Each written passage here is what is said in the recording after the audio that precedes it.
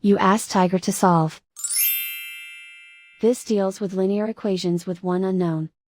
The final result is u equals 55/8. Let's solve it step by step. Simplify the expression. Simplify the arithmetic. Swap sides.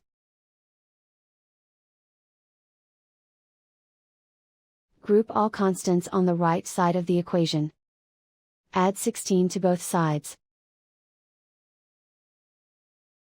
Simplify the arithmetic.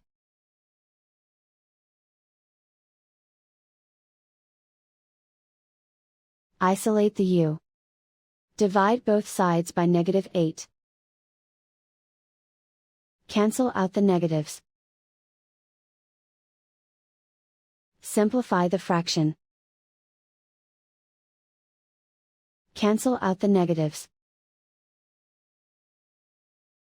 And so the final result is u equals 55/8.